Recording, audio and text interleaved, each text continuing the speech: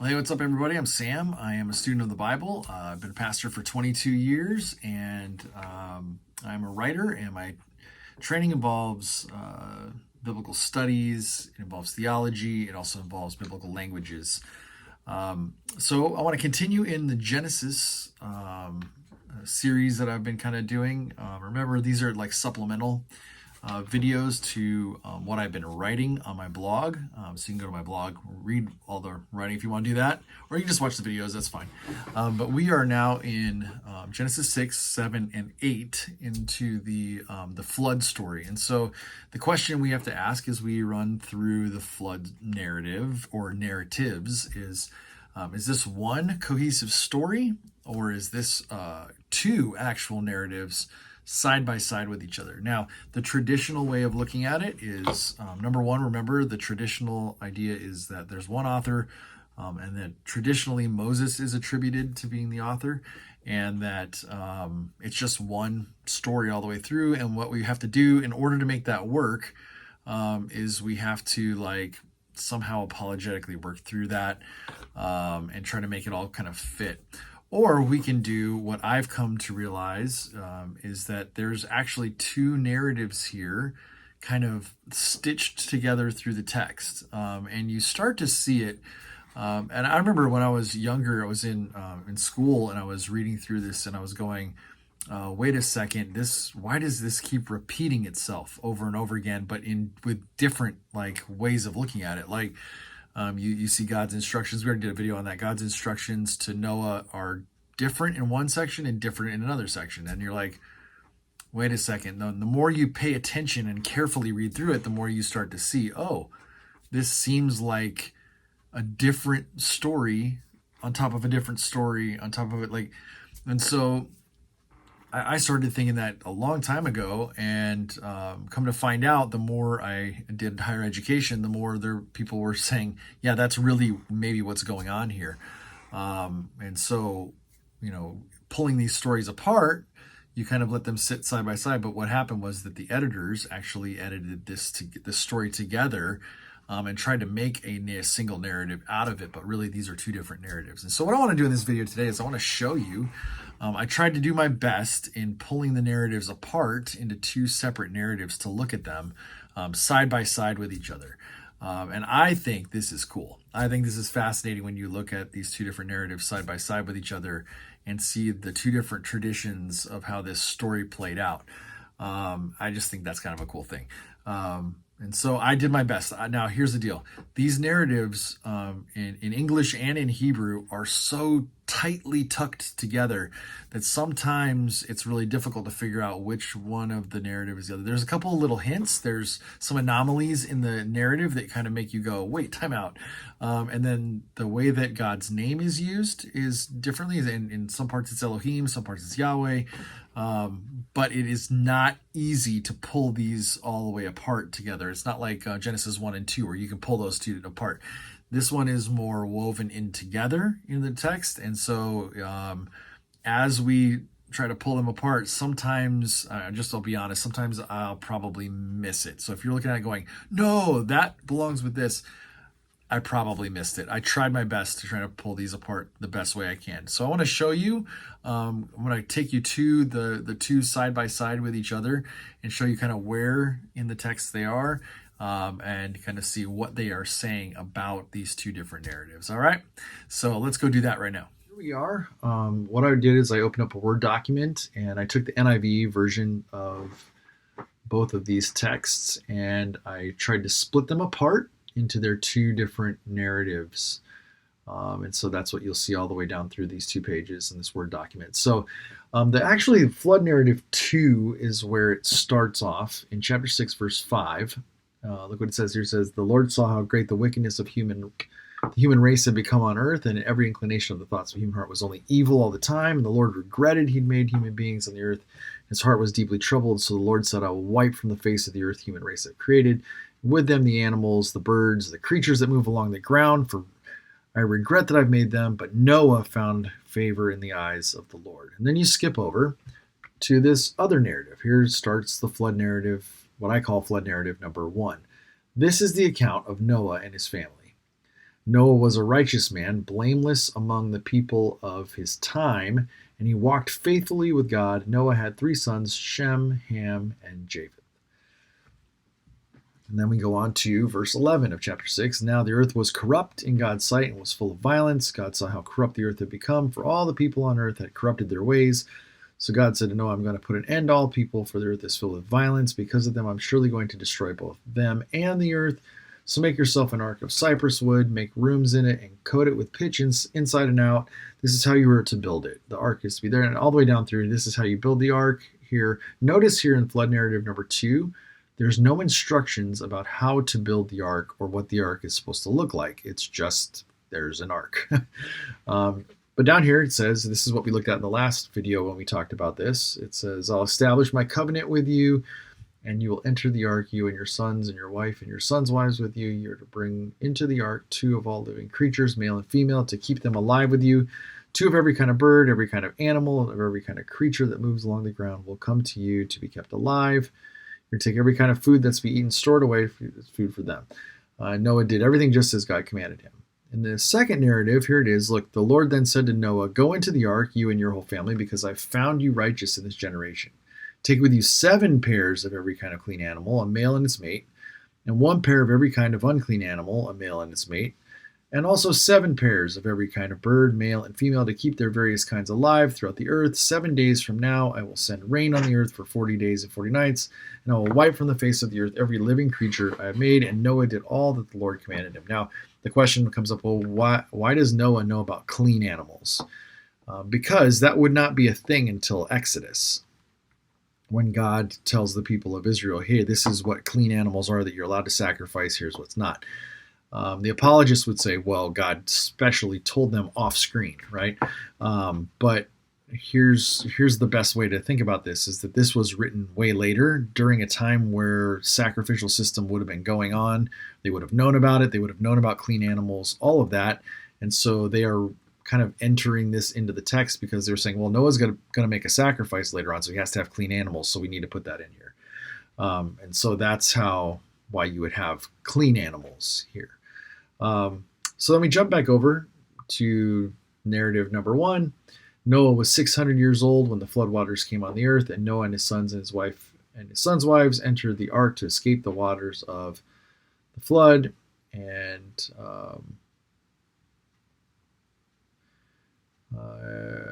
yes, and so on that very day, Noah and his son Shem and Japheth together with his wife, and the wives of 3 sons entered the ark. They had with them every wild animal according to its kind, all livestock according to their kinds, every creature that moves along the ground according to its kind, every bird according to its kind, everything with wings. Pairs of all creatures that a breath of life of them came to Noah and entered the ark. The animals were going in were male and female of every living thing, as God had commanded Noah. Then the Lord shut him in. Then you have verse 8 starting over here. Pairs of clean and unclean animals, of birds and all creatures that moved along the ground, male and female, came to Noah and entered the ark as God had commanded Noah. And after the 7 days of the floodwaters came on the earth, in the 600th year of Noah's life, on the 17th day of the 2nd month, on that day, all the springs of the great deep burst forth, and the floodgates of the heavens were opened, and rain fell on the earth 40 days and 40 nights. You're going to notice something here. In narrative 2, there's 40 days and 40 nights, which seems to be 40 is like a big number in the Bible, especially in certain sources. And this one has a different timetable. It has 150. So that's narrative 1 has 150. So that's another big tell. Okay, so here it is. Let's go here. The waters rose and covered the mountains to the depth of more than 15 cubits. Every living thing that moved on the land perished: birds, livestock, wild animals, creatures that swarm over the earth, and all mankind. Everything on dry land that had the breath of life in its nostrils died. And the waters flooded the earth for 150 days. Okay, so that's narrative 1. Here we go. Narrative 2. For 40 days, the flood kept coming on the earth, and as the waters increased, they lifted the ark high above the earth. The waters rose and increased greatly on the earth, and the ark floated on the surface of the water. They rose greatly on the earth, and all the high mountains under the heavens, entire heavens, were covered. Every living thing on the face of the earth was wiped out. People and animals and the creatures that move along the ground, and the birds were wiped from the earth. This is verse 23. Only Noah was left, and those with him in the ark. Okay, so as you can see here, if you're paying attention to watching this, it kind of jumps around a lot. Okay, so narrative number 2 on this part of it, 17, 18, and 19, and then in verse 20, 21, 22 are over here in narrative 1, 23, narrative number 2, 24, narrative number 1. So, like I said, these are hard to pull apart sometimes because you're looking at the text and you're going, these seem like they're being repetitive over and over again. And if you read it's just straightforward. But the editors kind of stitched these all together like really, really well. If that's what's really going on here. And that's what I think most biblical scholars would agree that that's what's going on here, is that these are all stitched. These are two accounts stitched together really, really well. And they're hard to pull apart. You can do it like I did here, but it's really difficult to do. Then starting in 8:1, but God remembered Noah and all the wild animals and livestock that were with him in the ark. Why would God have to remember if it's only 40 days? Well, God has to remember because it's 150 days. And in this source, if this source, it's said that some biblical scholars believe that this source is the same source that we get from Genesis 2 and 3, which makes God more human-like. And so God now has to remember, so he doesn't have to forget. God remembered Noah after 150 days. And so there's not that in the other narrative. So I think that's fascinating. God remembered Noah and all the wild animals, livestock, verse 1. Verse 2, the springs of the deep floodgates of heavens had been closed. Rain had stopped falling from the sky. The water receded steadily. And then on the 17th day of the 7th month, the ark came to rest on the mountains of Ararat. That's not here in the second narrative, notice. It's only the first narrative. The waters continued to recede until the 10th month, and on the first day of the 10th month, the tops of the mountains became visible. None of that is in the second narrative. The second narrative doesn't even talk about any of that. The second narrative just goes to Noah opening a window and sending out a raven. The first narrative says then, he sent out a dove to see if the water had receded from the surface of the ground, but the dove could find nowhere to perch because there was no water all over the surface of the earth, so it returned to Noah in the ark. And in this version of the story, in narrative 2, after 40 days, Noah opened a window he had made in the ark and sent out a raven, and it kept flying back and forth until the water had dried up from the earth. In this one, there's a dove that's being sent out. He waited 7 more days, the dove returned with a freshly plucked olive leaf. And Noah knew the water had receded from the earth, and he waited 7 more days, sent the dove out again, and then it didn't come back. And that's how he knew the water was gone. And here it is. By the first day of the first month of Noah's 601st year, the water had dried up from the earth. Noah removed the covering from the ark and saw that the surface of the ground was dry. By the 27th day of the second month, the earth was completely dry.